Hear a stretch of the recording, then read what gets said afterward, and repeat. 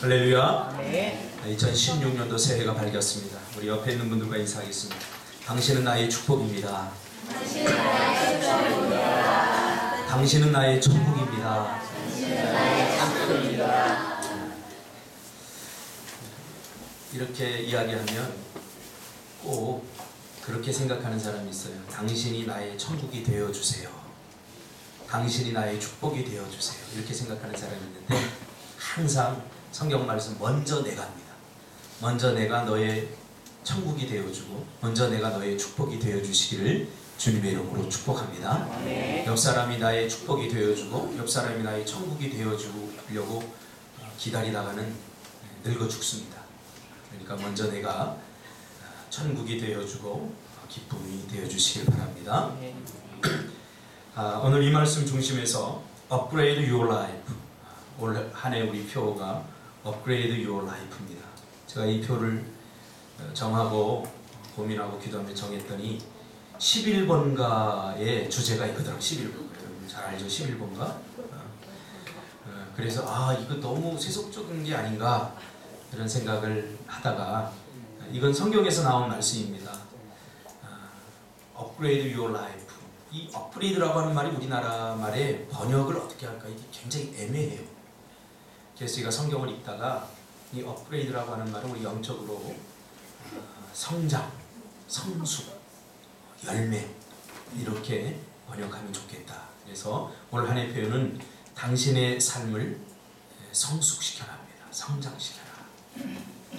그래서 더 좋아지게 만들고 더 성장하고 성경에는 우리가 우리의 미숙함을 향해서 여러 번 지적하고 있습니다.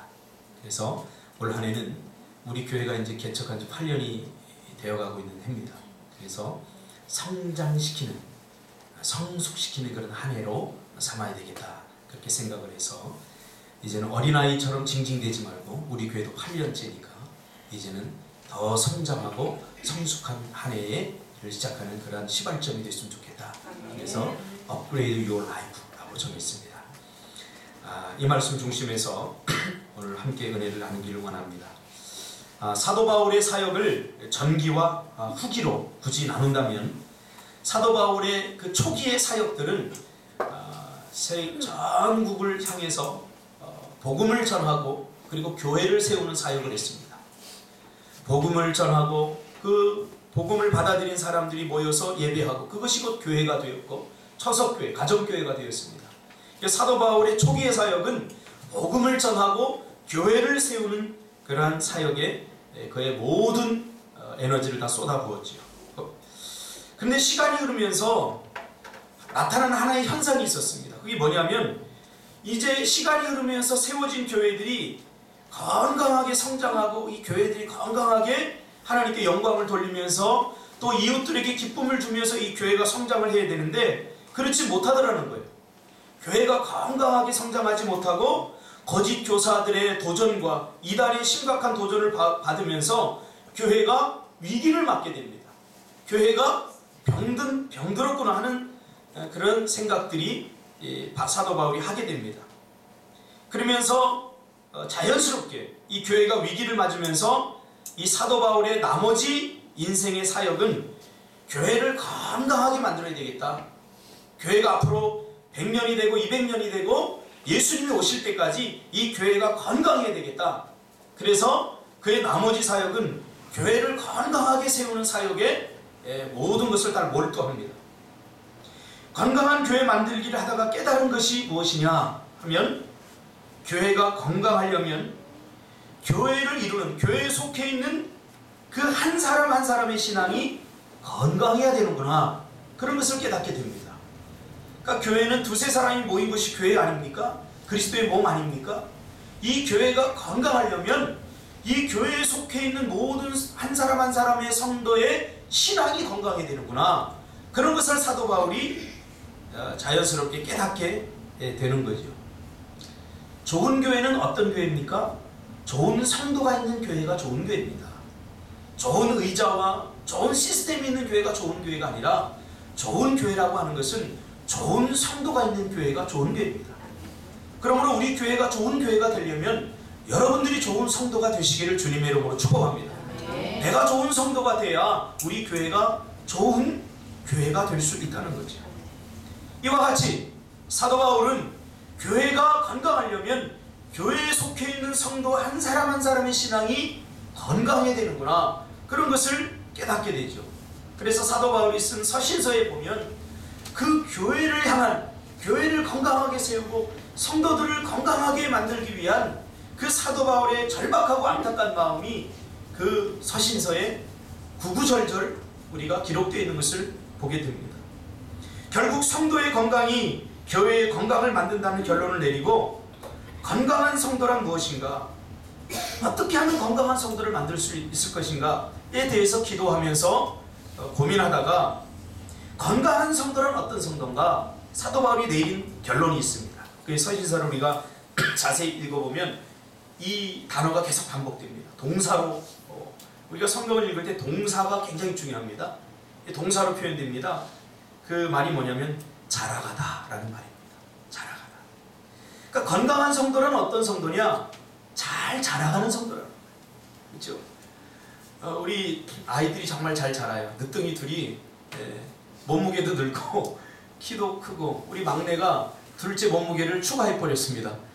그래서 이번에 군산 데려다 주면서 지금 몸무게 측정을 우리 장로님이 했어요.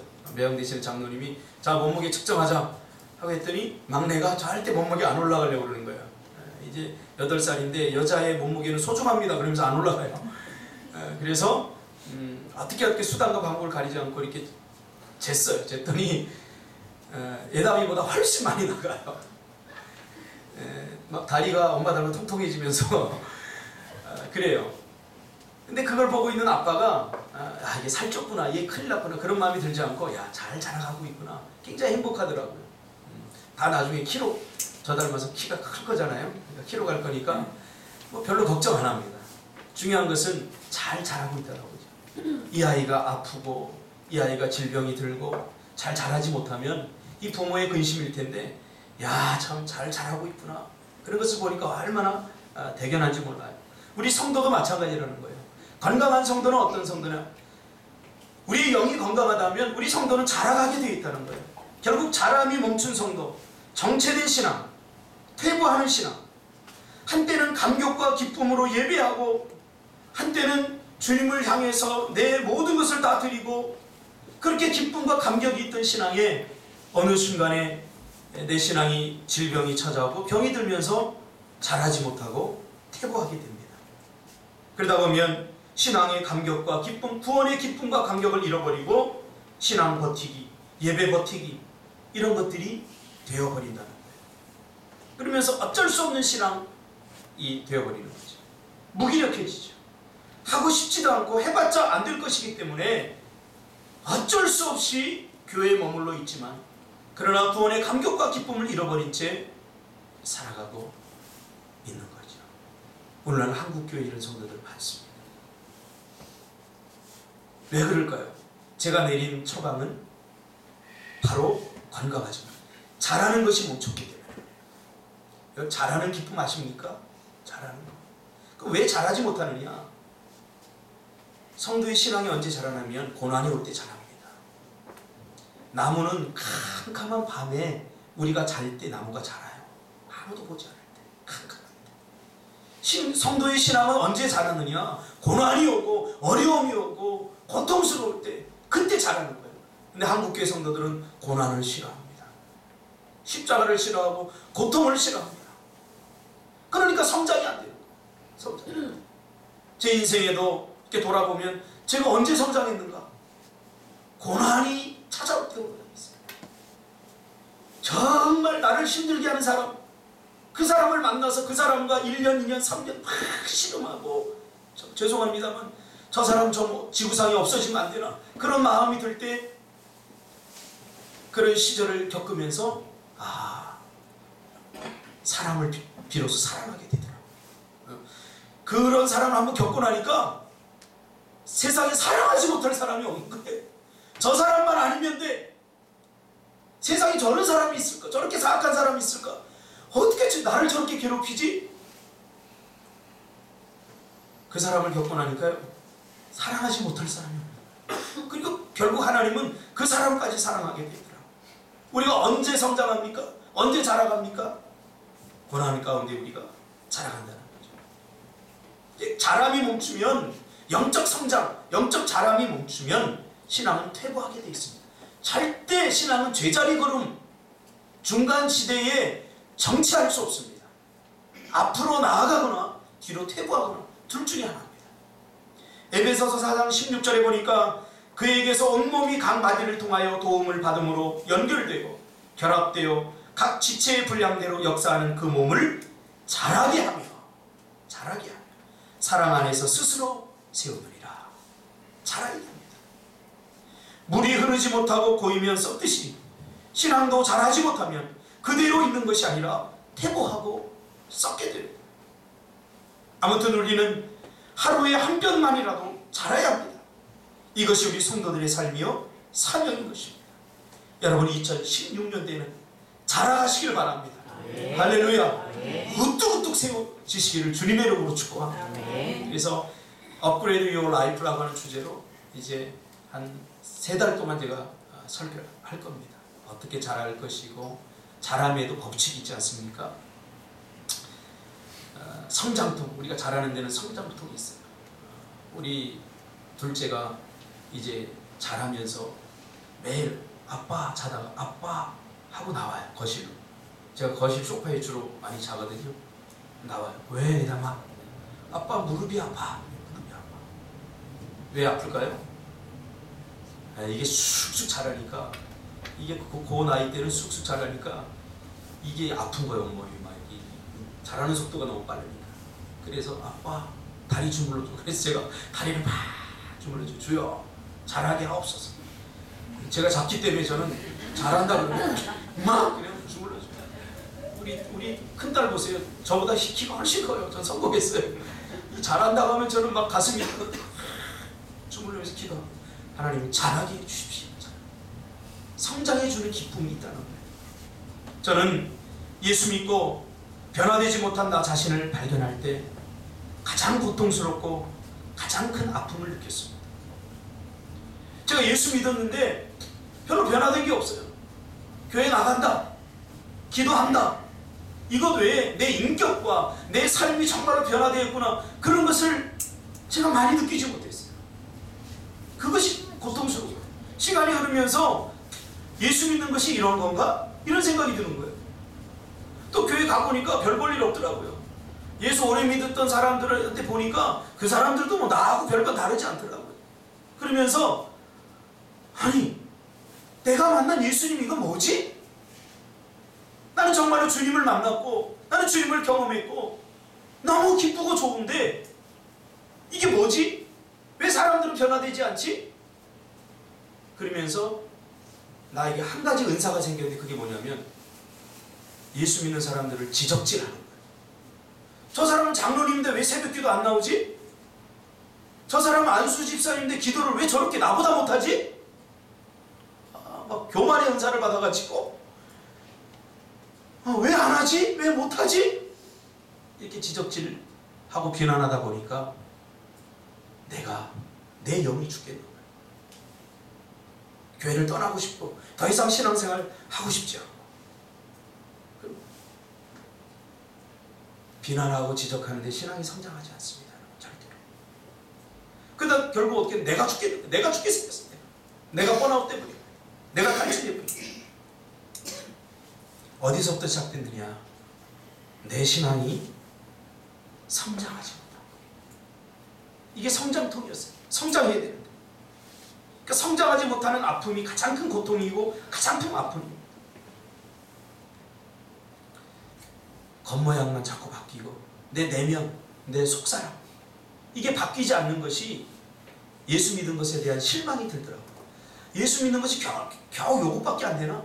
난 예수 믿으면 내 인생이 완전히 막 트랜스포메이션이 일어나서 막 이럴 줄 알았는데 그렇지 않더라고요.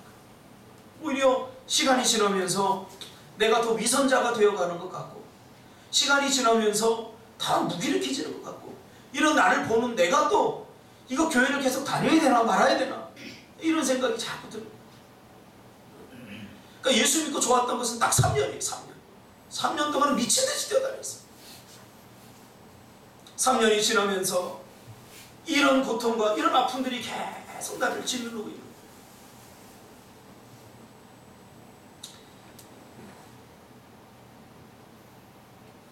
그럼에도 그저 적당히 신앙생활을 하고 싶진 않았습니다.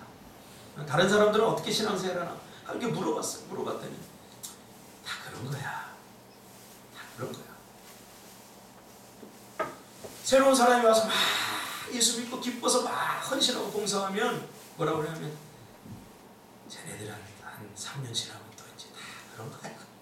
다 우리처럼 돼. 난 그게 너무 듣기 싫었어. 복음의 능력이 이것밖에 되지 않는가? 교회가 이렇게 무기력한가? 이것에 이 마음이 너무 아팠어요. 또 실제로 그렇게 되어 가더라고요. 누군가 앞에서 신앙생활은 기쁨인 거야. 신앙생활은 날마다 성장하는 거야. 잘하는 거야. 누가 그렇게 이야기해줬다면 제 고통이 좀 덜했을 것 같아요. 근데 그렇게 말해주는 사람 없어요. 신앙생활은 그런 과정을 겪으면서 그래도 기도하고 그래도 이겨나가면 자꾸 신앙은 성장하고 자라면서 그리스도의 장성한 분량에 이렇게까지 우리가 자라가는 거야.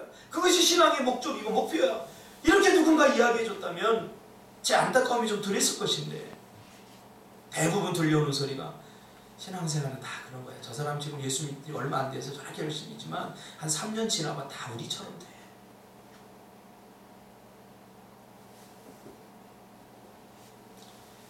다른 사람들은 그저 적당히 잘만 하는데 저는 그게 안 됐어요. 지금도 그래요. 뭘 이렇게 하면 그렇게 적당히가 저는 안 돼요. 적당히. 그러면서 고민하고 기도하다 깨달은 것이 있습니다. 하나님은 당신의 백성들에게 우리의 내면의 성장을 향한 갈망을 주셨다 하는 것을 깨닫게 됐습니다. 내가 왜 이런 마음을 자꾸 갖느냐? 이것은 하나님이 나를 성장시키기 위한 하나님이 내 안에 만들어 놓은 내면의 갈망을 주셨기 때문이다. 더 잘하고 싶은 갈망, 더 성장하고 싶은 갈망. 사업을 하면 하루에 매출 100만 원 나면 그 100만 원으로 절대 우리 만족 못합니다. 200만 원 벌고 싶고 300만 원 벌고 싶고 혹여 1년 매출이 5천억 버는 사람 만나고 나면 내 사업은 이 구멍가게 같고 그러지는 거예요. 이거 비정상이 아니라 하나님 우리에게 갈망하는 마음을 주셨기 때문에. 그래서 빨리 성장하는 것보다 중요한 것은 올바로 성장하는 것이 중요합니다. 이 갈망을 가졌을 때 내가 빨리 성장하고 싶구나. 요즘 우리 10대들 보면 빨리 성장하고 싶으니까 막 담배도 뭐 보니까 물고 다니고 술도 마시고 막 이상한 짓도 하고 그러는데 그렇다고 철드는 거 아닙니다. 그렇다고 성장하는 게 아닙니다.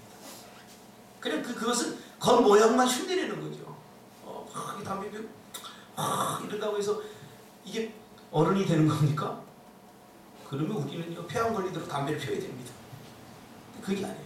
성장은 그렇게 일어나는 게 겉모양만 바꾼다고 되는 게 하나님 우리의 내면을 바꾸기를 원하십니다. 우리의 영을 바꾸기를 원하시고 그것이 새로워지기를 원하는 거죠. 그래서 내 마음이 바뀌지 않으면 아무것도 바뀐 게 아니지 않습니까? 성도는 잘해요. 그럼 잘하려면 어떻게 되는가? 앞으로 한 10번에 정도 걸쳐서 제가 한 가지씩 비결을 이야기하려고 합니다. 오늘 본문이 그 비결을 가르쳐 줍니다. 잘함의 첫 번째 법칙은 생명을 전제로 합니다. 생명이 있는 것은 잘하는 거죠. 잘하려면 생명이 있어야 되는 거죠. 우리는 에베소서 2장 5절에 보니까 죄와 허물로 죽었다라고 성경은 선언합니다. 우리는 영적으로 죽은 인생들입니다. 의인은 없나니 하나도 없습니다. 죄는 우리의 영을 다 죽여버렸습니다. 그러니까 우리의 육이 살아있는 거죠. 그러나 성경은 그 죽었던 우리를, 허물과 죄로 죽었던 우리를 예수 그리스도께서 다시 살리셨다고 합니다. 죄로 말미암아 우리의 영이 죽었어요. 그래서 하나님의 형상이 깨어지고 더 이상 하나님을 알 수 없는 인생이 되었습니다. 하나님의 형상이 뭡니까? 이미지 오브 갓. 하나님의 형상, 지적으로는 하나님을 부지런히 알 수 있었어요. 정서적으로 하나님이 가지고 있는 그 감동, 세상을 만드시고 보시기에 좋았더라, 이 감동이 우리 안에 가득 차 있었고, 의지적으로는 선한 것 기쁜 것 결단할 수 있는 확고하고 명확한 하나님의 형상이 우리 안에 자리 잡고 있었는데 제가 그 모든 것들을 다 깨버린다는 거예요. 지식적으로 하나님을 알만한 힘이 있지, 정서적으로도 우리가 망가져버려갖고 감동적인데도 눈물을 흘리지 않고 감동적인데도 표현이 잘 안 돼요. 제가 예전에 그것이 알고 싶다를 제가 거기 나가서 기획을 하고 술을 마시고 범죄하는 청소년들을 연구하고 술이 청소년 문화에 미치는 영향에 대해서 한번 그것이 알고 싶다 제가 나간 적이 있어요. 그때 의정부 교도소에 보호 관찰을 받는 아이들 한 15명 정도를 캠프를 통해서 했어요. 그 아이들을 캠프를 하는데 제가 깜짝 놀랐어요. 겨울에 얼마나 멋집니까? 강원도 그 산에 눈이 내리면 얼마나 멋집니까? 가만히 있어 눈물이 나는 그런 아름다운 풍경. 스키를 타고 막 이렇게 놀면 얼마나 재밌습니까? 이 아이들은 정서가 다 죽어버려서요, 눈이 와도 무표정이에요. 에이씨, 눈 귀찮게 왜 와? 선생님, 우리 눈이 이렇게 쌓였는데 차나 나갈 수 있는 거예요? 그 눈을 보고 짜증을 내더라고요. 그렇게 아름다운 광경. 제가 노래를 했죠. 조화문의 눈 오는 밤 우리들 사랑이다. 그러면 막 함께 막 노래해야 되는데 시끄러워야 잠 좀 자기 조용히. 왜 그래요? 누구 때문인지 모르는데 정서가 망가져 버렸어요.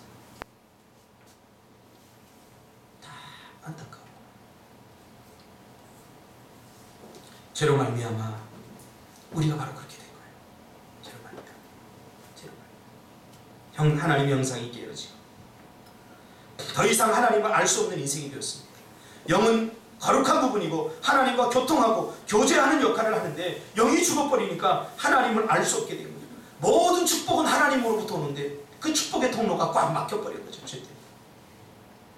그러니까 서로 싸우고 서로, 아까도 우리 얘기했듯이 네가 나의 축복으로 하나님 주신 건데 축복이 안 되고 축복이 고통이 되는 거죠. 축복이 고통. 서로 마음에 상처를 주고 아픔을 주고 고통을 주는. 제가 예수 믿고 나서 제일 먼저 한 게 뭐냐면 제 마음에 안에 있는 상처가 회복이 되면서 내가 상처 준 사람들에게 좋은 사람으로 내가 이렇게 살아가고 있더라고요.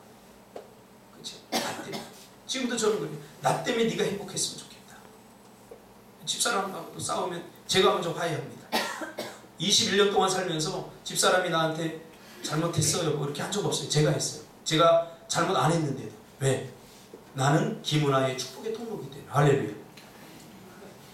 남자가 꼬질꼬질하게 그거 뭐 자존심 세우고 막 내가 잘났으니 그 추잡한 거 아닙니까? 남자가 힘도 세고 남자가 하나님께서 기둥으로 만드셨는데 지금까지요 내가 잘못해서 그러면서 내가 비굴함을 느껴본 적이 한 번도 없어요. 오히려 무릎을 꿇고 두 손을 두고 벌 수면 섰지. 그게 더 축복 같아요. 그렇다고 뭐 이상한 게 떨어지는 것도 아닙니다. 하나님이 남자에게 주신 특권 그게 있어요. 그래서 성장은 살아있는 자들의 몫입니다. 생명을 얻는 것. 그래서 성장하려면 첫 번째 조건이 뭐냐면 생명을 얻는 것. 우리가 죽었던 영 이것으로부터 생명을 얻는 것이 중요합니다. 요한일서 5장 11절 12절 우리 다 같이 함성해 봅시다. 시작. 또 증거는 이것이니 하나님이 우리에게 영생을 주신 것과 이 생명이 그의 아들 안에 있는 그것이니라. 아들이 있는 자에게 생명이 있고 하나님의 아들이 없는 자에게 생명이 없느니라.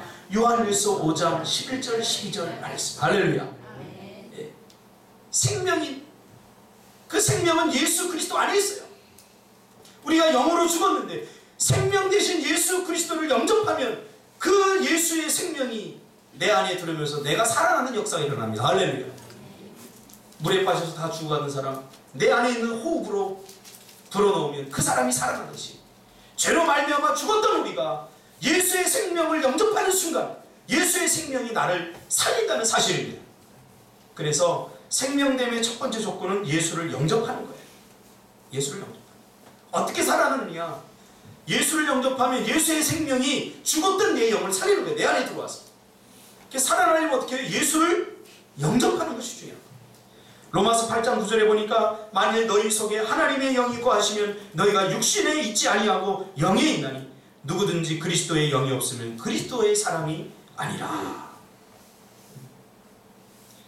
요한복음 5장 26절에 보니까 이렇게 고백합니다. 아버지께서 자기 속에 생명이 있음 같이 아들에게도 생명을 주어 그 속에 있게 하셨고, 그 아들 안에 있는 생명이 우리가 그 아들을 영접하면서 내 안에 들어와서 나를 살린다는 사실이죠.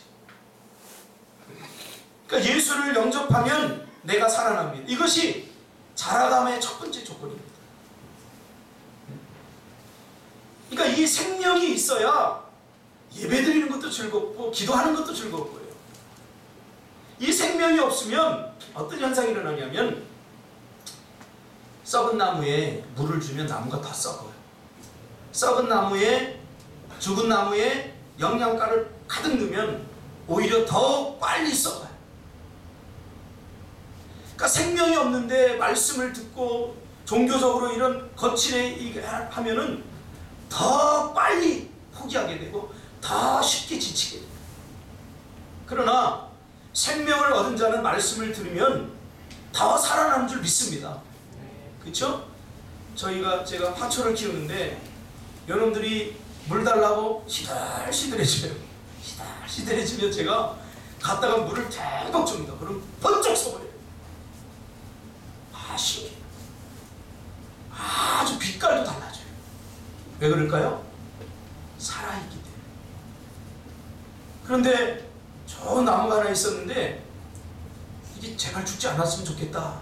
그리고 제가 막 영양제도 사다 넣고 물도 막 더 잘 주고 그랬는데 나중에 보니까 겉모양은 껍질이 있어서 내가 살한 줄 알았는데 밑에 보니까 뿌리가 다 썩어가지고 죽었더라고요.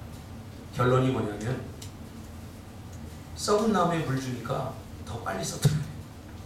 죽은 나무에 영양분 주니까 더 빨리 나무가 죽더라고요. 그러니까 예수를 믿으면 우리가 살아나게 되죠. 하나님의 생명이 우리 안에 들어올 때 우리는 새롭게 태어납니다. 이제는 내 삶의 주인이 바뀌었습니다.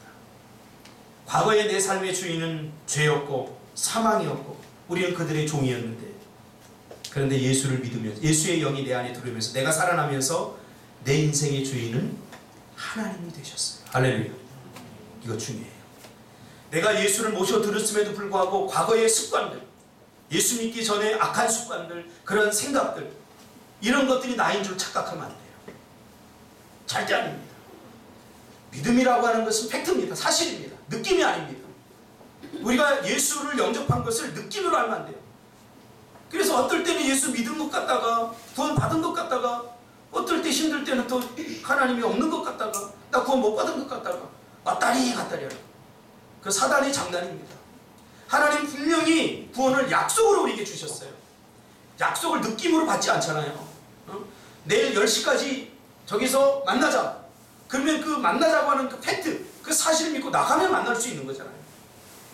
오늘 느낌이 좋으니까 걔 나올 것 같아. 안 나올 이런 거 아니잖아요. 구원도 마찬가지예요. 팩트예요. 누구든지 예수 그리스도를 영접하면 예수를 믿으면 새 생명을 얻는다고 했어요. 그럼 믿는다는 게 뭘까요? 믿음에는 컨텐츠, 내용이 있어야 되죠. 우리가 뭘 믿어야 되죠? 네 가지 사실을 믿어요. 예수 그리스도가 완전한 인간이고 완전한 하나님의 예수 그리스도가 이 땅에 우리의 죄를 위해서 이 땅에 오셨다. 그분이 십자가에 달려 죽으시고 그리고 장사한 지 사흘 만에 다시 살아나시고 그리고 부활하셔서 하나님 보좌 우편에 앉아 계시다가 이 땅에 다시 심판주로 오실 것이다. 이게 복음입니다. 이게 복음. 이 사실을 느낌이 아니라 마음으로 믿어 의에 이르고 입으로 시인하면 구원이 이른다는 거예요. 할렐루야. 네. 이 구원이 일어나는 거예요. 느낌이 아닙니다. 마음으로 믿어 의에 이르고 입으로 신하면 구원이 이루어지는 거예요. 그 새 생명을 우리가 얻게 되는 거예요. 자, 성장은 바로 이 생명에서부터 시작이 되는 겁니다. 고린도전서 13장 11절에 보니까 사도 바울이 이 성장에 대해서 건강한 교회 만들기를 하다가 깨달은 것이 있어요. 고린도 교회를 보면서. 고린도 교회는 문제가 많았던 교회잖아요. 왜 도대체 쟤네들이 저럴까? 사도 바울이 그걸 보다가 내린 결론이 처방이 뭐냐면 미숙합니다. 자, 생명을 얻어서 이제 성장의 씨앗, 성장의 가능성이 주어졌는데 그것이 전부가 아닙니다. 이 나무가 자라려면 여러 가지 조건들이 필요해요. 영적으로도 마찬가지입니다. 한 성도가 건강하게 되려면 이게 생명을 구원을 받았다고 다 되는 게 아닙니다. 그래서 여러분 교회 안에서 실망할 거 없어요. 제가 나중에 깨닫고 보니까 장로님이 새벽기도 안 나온다고 나무랄 거 없어요. 자기만 잘하면 돼요. 절대 그럴 필요 없어요. 하나님은 다 필요해서 여러분 부르시고, 그러니까 누구는 어떻고 이거 할 필요가 없다는 거예요. 근데 고린도 교회는 그러고 있었어요. 고린도 교회 서로 무슨 판이 뭐 때문에 넌 뭐 지켜야 되니 안 지켜야 되니 이러면서 서로 싸우고 있는 거예요. 사도 바울이 너무 가슴이 아픈 거예요. 왜 그럴까? 그러다가 내린 결론이 뭐냐면 미숙함입니다. 저들의 신앙은 미숙하다. 아직 자라야 되는데 10살이면 10살에 맞는 행동을 해야 되고 20살이면 20살에 맞는 행동을 해야 되고 30살이면 30살에 맞는 행동을 해야 되는데 자라지 못했대요. 시간은 지났는데 고린도 교회가 시간이 흘러서 이제 나이가 점점 먹어가는데 자라지 못하고 영적 성인 아이가 됐다는 거예요. 그래서 사도 바울이 내린 결론이 뭡니까? 미숙합니다. 그러니까 미숙함은 어디서 드러나느냐? 고린도전서 13장 11절에 보니까 내가 어렸을 때는 말하는 것이 어린아이와 같고 깨닫는 것이 어린아이와 같고 생각하는 것이 어린아이와 같다가 장성한 사람이 되어서는 어린아이의 일을 버렸다라고 말합니다. 성숙한 사람과 미숙한 사람의 차이는 말하는 것에서 나타납니다. 미숙한 사람은 함부로 말하는 거죠. 그렇죠? 그러니까 말하는 것. 우리 그리스도인들은 한마디의 말에 천근의 무게를 담아야 됩니다. 하고 싶은 말 다 하고 어떻게 삽니까? 못 살아요. 하고 싶은 말 다. 저도 하고 싶은 말 많지만 우리 첫째 딸에게 하고 싶은 말 되게 많아요. 오늘 아침에 나와서 그 방을 보면서 하고 싶은 말이 딱 많았어요. 근데 하고 싶은 말보다 그를 더 사랑하니까 꾹 참고 나왔어요. 입을 대수있어요. 말하는 것 달라요. 깨닫는 것. 보이는 것만 봐서는 안 돼요. 보이지 않는 걸 봐야죠. 저 사람이 제가 예전에 전도사 때 제 첫 설교를 하는데 제가 첫 설교를 하는데 얼마나 여러분 긴장이 됐겠습니까? 설교를 막 며칠 동안 준비해서 내가 저 성도들의 가슴에 불을 붙이리라 하면서 설교를 딱 하려고 올라갔는데 한 권사님 삐딱하게 누워가지고 이렇게 째려보면서 얼마나 설교 잘하나 설교하고 싶은 의지가 확 꺾여버린 거예요. 그 자세 하나에 아유 하찮은 전도사 뭐 설교 얼마나 하겠느냐 그리고 삐딱하게 듣는데 설교하고 싶은 마음이 별로 안 들더라고요. 설교해야 되는데 자꾸 그 권사님이 째려왔어요. 빨리 일어나! 막 이러면서 속으로 그래 설교하다가 막 미워지더라고요.